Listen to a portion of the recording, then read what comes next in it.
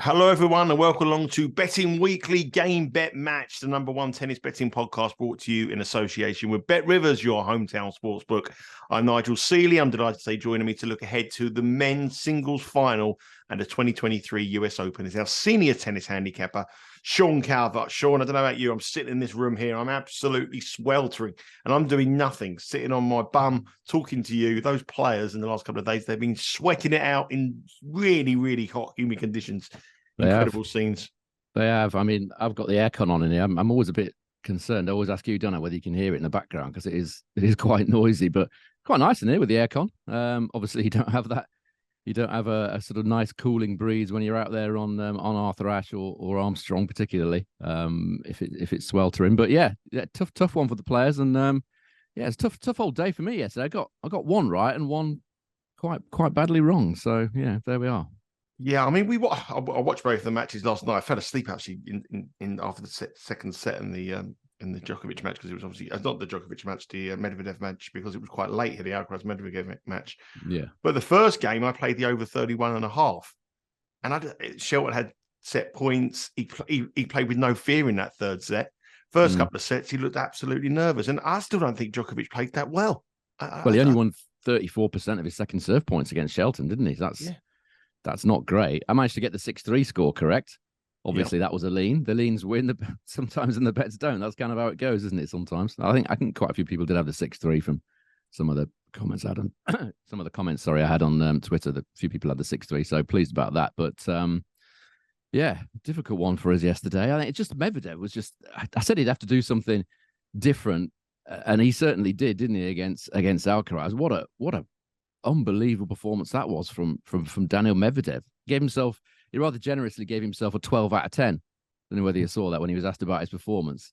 A bit like your performances on this show last few weeks. 12 out of 10, definitely. 12 out of 10. I don't know about that. But what a great serving performance from him. If you're serving like that, that's pretty much half the game done. You're serving at 64% and winning 82% of your first serve points. I mean, Alcaraz didn't even see a lot of them. They were just flying past him. If you're playing like that, it gives the rest of your game a massive boost as well. And you can't play better than that. Simple as that. Medvedev, I doubted whether he could turn that matchup around, and he did. Props to him. That was unbelievable tennis. Yeah, brilliant performance from Daniil Medvedev, who's through to a repeat final of the 2021 US Open, where he beat Novak Djokovic in straight sets. Let's talk about the conditions, though, firstly. Ruth was on yesterday. Ruth is going to probably be on for the women's final today, and we would expect the Ruth to be on to the men's final as well. A lot of rain in the New York area over the next 48 hours or so.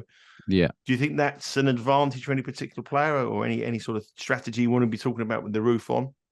I don't think it makes much difference between these two. I said in the video the other day, I think that Medvedev would have preferred to play Djokovic. I think it's a much better matchup for him. We'll talk about that in a minute.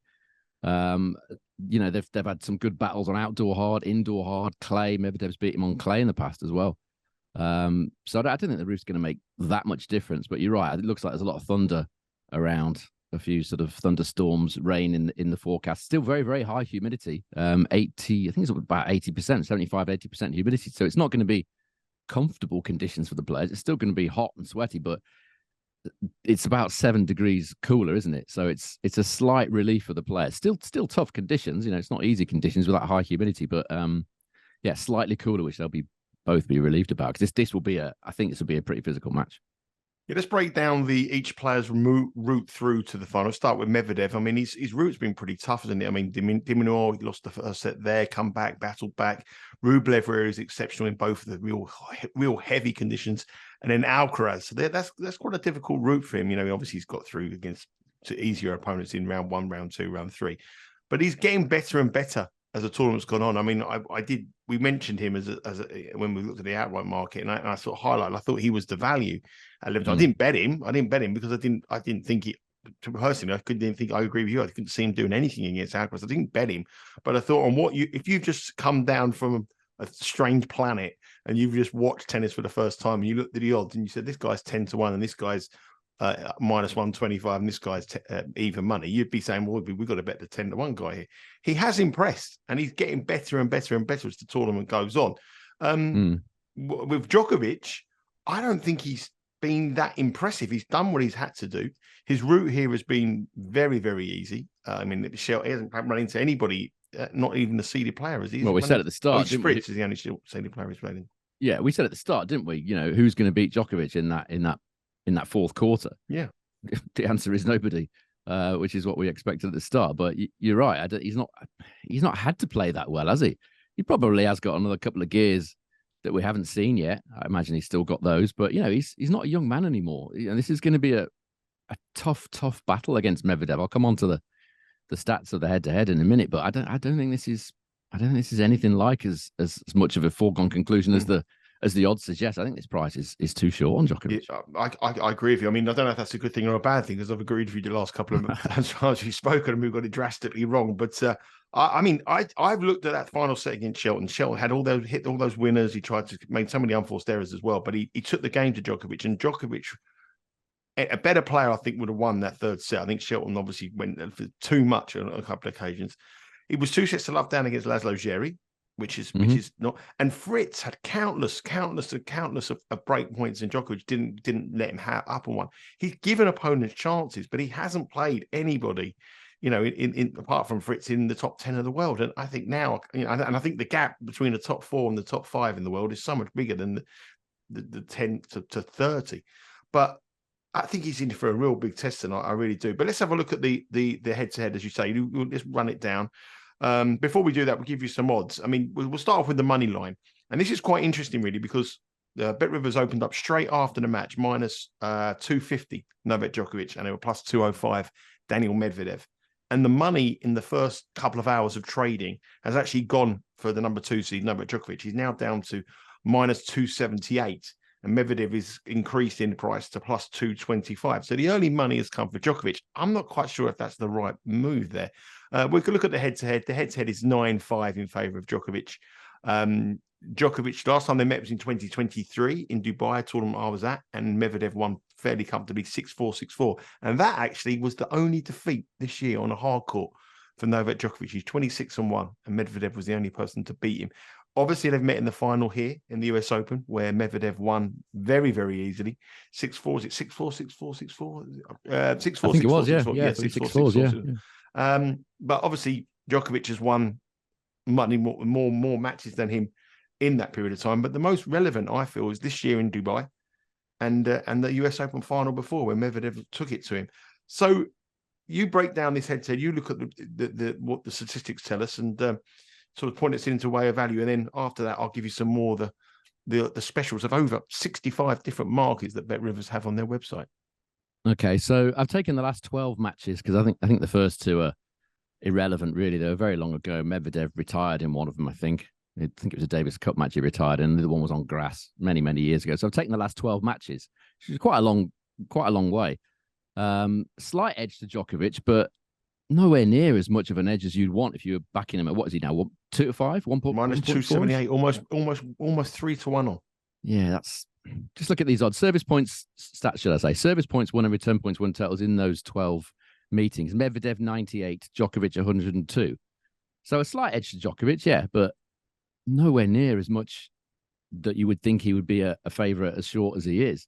Looking at it slightly further, it's actually Medvedev that's created the more breakpoint chances and won more second serve points than Djokovic in those 12 meetings. The main difference has been that Djokovic has been better at taking his breakpoint chances. He's won a huge 47% of his breakpoint opportunities. You know, he's winning almost 1 in 2 of every breakpoint chance that he's created. Medvedev's done pretty well. He's won 40%. But Djokovic has just done that bit better. And I think that's given him the edge overall. As I say, 7-5 in the last 12 meetings. So I think this is it's much more of a chess match, this, for Medvedev. And he prefers this sort of matchup with Alcaraz coming at him, throwing everything at him, popping in the drop shots, hitting the big forehands, the aggression. Up until yesterday, Medvedev hadn't been able to deal with that, but he's dealt with Djokovic pretty well, because Djokovic is bringing a similar sort of game to the court. It's not been a massive problem for Medvedev. You know, he's lost some matches, but he's won his fair share of matches, and the overall head-to-head is pretty close. You know, if he's hitting that backhand down the line, that was quite key for him yesterday against Alcaraz. He did a couple of things that I said he'd have to change stuff, and he did. He came to the net much more often. Medvedev, he came to the net. I think it was 39 times yesterday against Alcaraz. At Wimbledon, 26 times. So he's come to the net much more often. If he's prepared to do that again, just makes things different, gives him more of an option. The backhand down the line is a winning shot for pretty much anybody. If you've got a good backhand down the line, that gives you another string to your bow. If you watch someone like Taylor Fritz, 99% of the time he's hitting it cross court into the bigger target because that's what he's comfortable with. It's to go out of your comfort zone, take it down the line with pace. It's a much harder thing to do, but then opens up the court for the forehand, the next shot most times. And that's what he did against Alcaraz really, really well as coming to the net, as well as serving brilliantly. A repeat of that level, it's asking a lot for him to repeat that level, but somewhere close to that level, I think we'll see Medvedev go closer. Yeah, well, the stats don't tell the lies. I mean, that's a compelling argument there for Medvedev, and I'm quite staggered by the money actually coming in from Novak Djokovic. I'd imagine like a big wager coming in or someone having a big bet. I can imagine the big hitters going for Djokovic and the more recreational bettors going for Medvedev. But I think the line is very, very heavily weighted in favour of Novak Djokovic, and I don't see any reason why. I was taking the dog for a walk this morning thinking, how am I going to play this? And I was thinking, what should I do? Should I actually just bet Medvedev on the money line? And I think probably if the price gets too big, I think you might have to do that. But this is the interesting thing for me here. On the opening money line, Mark, the move has come for Novak Djokovic. He's gone from minus 250 to minus 278. On the game spread, Bet Rivers opened up at plus 109, Djokovic minus 405, and minus 112, Medvedev plus 4.5. That's gone in Medvedev's favour now. He's gone down to minus 125 on the game spread. So the spread now from minus 112 Medvedev is now minus 125 plus 4.5. And Djokovic is now out from minus 109 to even money. So the money for Djokovic on the money line, but the bettors want to get with Medvedev on the spread. So I think he's going to win, but not by much. Yes, they think it's going to win maybe a long match. That's why I'm thinking, because there's also been a move on the over games. The overs have gone from minus 109 to minus 112. All right, well, I've got something on the over games as well. And that is, just before you go into that, Sean, that is over. The total is 39.5. So there's a little bit of move on 39.5.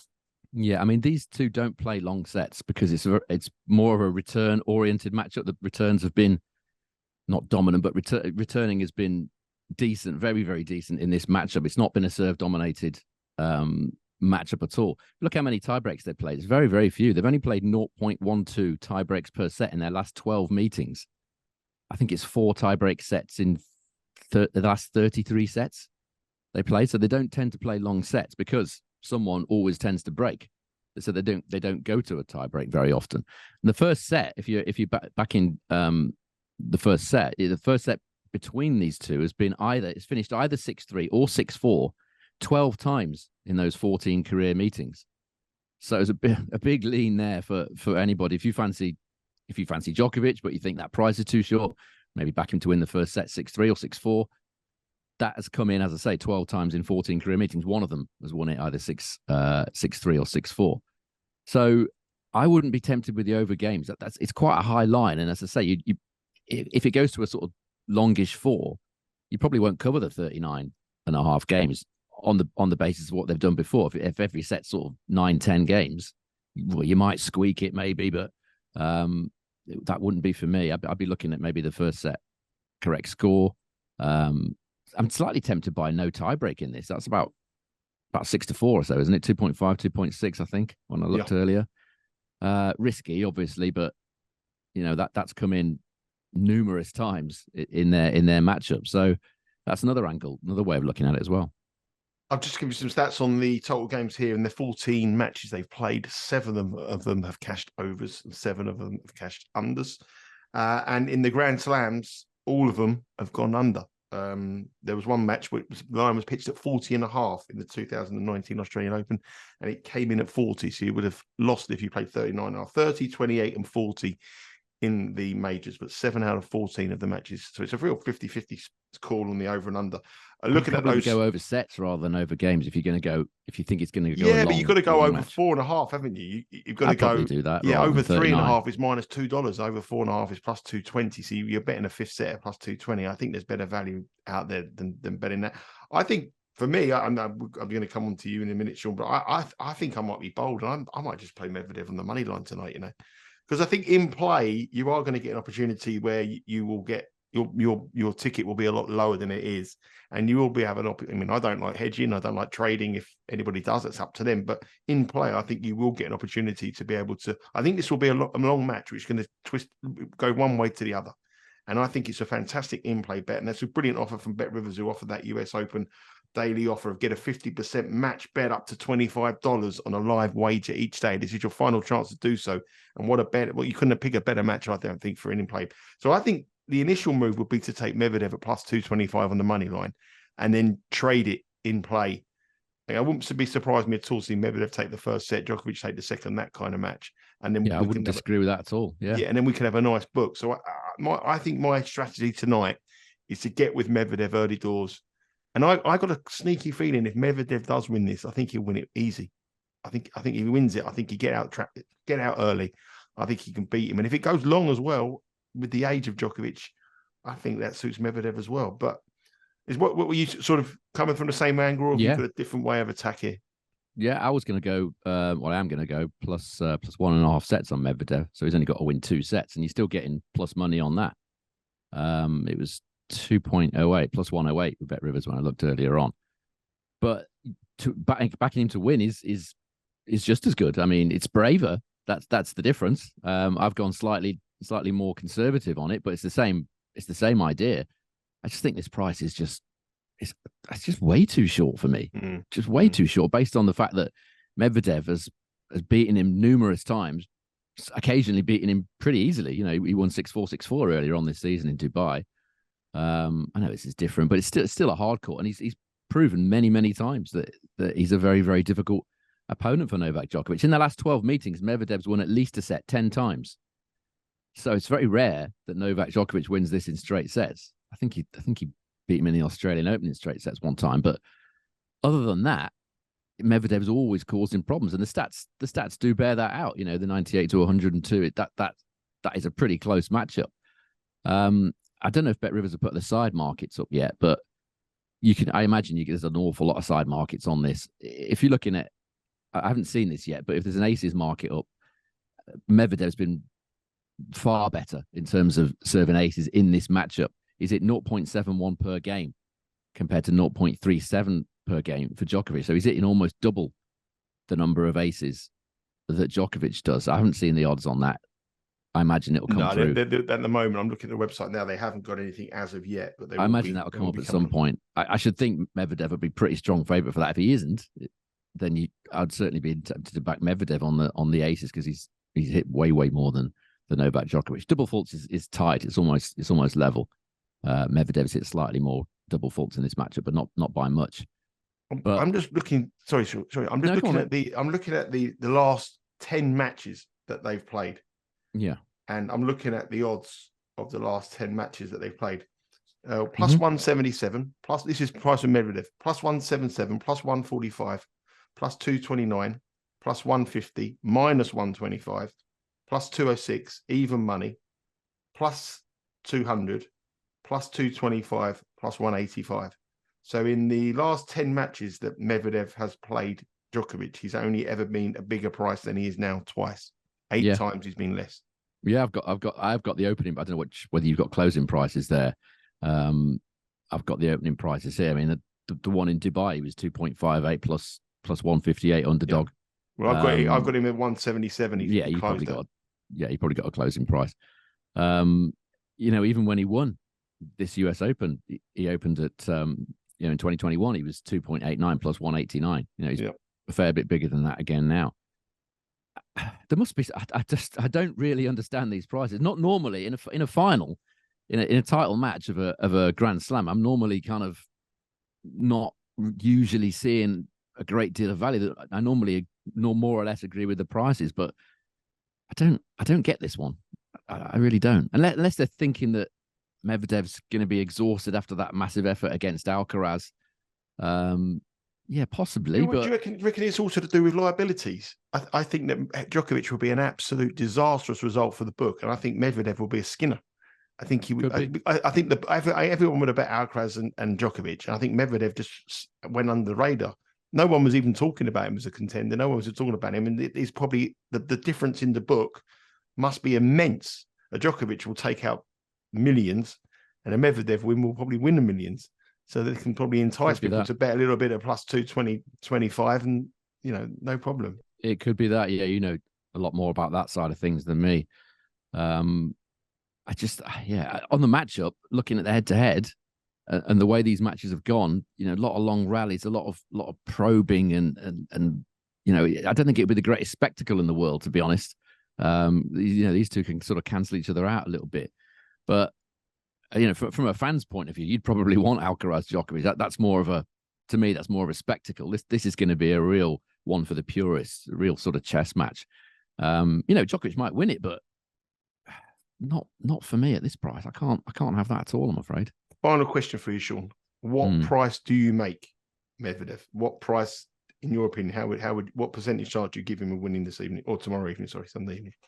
I'd have put him up something like 6-4, right. Something like that. About 1 plus 150. Yeah, roughly, yeah. Something like that. Certainly not as big as this. Maybe even slightly shorter than that. Definitely not this price. I'm more than happy to take Medvedev. I've taken a slightly conservative approach. You play Novak Djokovic in a Grand Slam final, but plus money on Medvedev just winning 2 sets of this match. I think that's the way to go. Yep. So we both in agreement here that the line is wrong. Very rarely you see that in a Grand Slam final. You usually get to the final and think, well, we won't have a bet. It's not for us, the best 2 players in the tournament. We can't really find any value, but we can certainly find a lot of value here, and it all lies with the Russian, Daniil Medvedev, on the back of arguably one of his best ever performances. Yeah, I would say his best performance ever in the circumstances. Yeah. Definitely. And he goes in as the biggest price he's ever been in 10 matches against the aging Novak Djokovic. I know he's the greatest tennis player in all time. I know he's been in for history again. He hasn't got a good record at the US Open either. He compared to other slams, he won it 3 times. I don't know, we talked about players who having a bad record, but they've only won it 3 times. The Australian and Wimbledon are his 2 that he's been most successful at. But yeah, I just can't have it at this matchup. Not the odds, the stats suggest that these prices are wrong. If you've watched that Medvedev match last night, I know he's not been brilliant this hardcourt summer, and he may not produce that type of that level again. But I cannot have it. I can't have these sort of prices. It's rare that I would say that in a major final. Yeah, usually the major final, you just go, it's been a good tournament, let's wrap it up. No bet for me. That's how you do it over the last few years. But I don't think I've heard you more vocal about a price for a long time, George. You've got your juices flowing this one. Yeah, I'm happy to be able to talk about a Grand Slam final where I can see some value. It's I might be wrong, I might be completely wrong, but I'm happy to take the chance at these prices. All the stats, all the previous meetings, all the past form, all the past odds, the opening line, the closing line, all suggest that this is a too big a price. And if that market move continues for Novak Djokovic and it gets bigger, you've got to go with it. So the final is obviously on Sunday evening, early afternoon across the States. Head to the Bet Rivers website. They'll have all the markets available on there. Remember, there's 4 ways to follow us here on Betting Weekly Game Bet Match. You can download the podcast, Betting Weekly Game Bet Match. We will not have a podcast. We've got a week off next week, which is really brilliant because there's no tennis on next week and there's no Premier League football. So I'm going to go and get on an aeroplane and go and sit on a beach for a week. I can't wait. Enjoy. I can't wait for that. So there's no tennis. Myself and Sean will be back next Sunday, I think, or maybe even later. I think this tournament starts Wednesday. Yeah, it's later because the Asian swing of this ATP tour this year, they've changed it to make them a Wednesday to Wednesday start, if you like, rather than the usual sort of Monday to Sunday. They've put it. I can't remember what the reason is for that. It's something to do with commercial reasons, with the amount of tickets they can sell in. I don't know what it is. It's something to do. It's to do with money. That's for sure. It's to do with maybe the TV, right? Whatever. In this Asian swing over the next sort of 3 or 4 weeks, they're starting Wednesday to Tuesday rather than the usual. I could have had a 10-day break in the sun. I've done a week to get back early to speak to you, and I could have sat there for another 3 days. Just change your flights. You might have air miles you've got. They're You can do this that. is EasyJet. This is not going to be. You're not going to be any extravagant pictures like before. EasyJet. Yeah. So you can follow the podcast, as I said. You can also subscribe to our YouTube channel, the Betting Weekly Studios. Thank you very much for everybody who's been subscribing to that and also leaving comments on the videos. It hasn't been a great US Open, but it happens. This tournament is very, very hard to make money at the end of the year. I'm looking forward to what happens in the closing few months of the season. Also, you can follow us on our social pages, which is at Instagram and Twitter, and our handles are at Because We Win. Sean, thank you very much. It's been a very, very eventful US Open. The trips to New York have been great.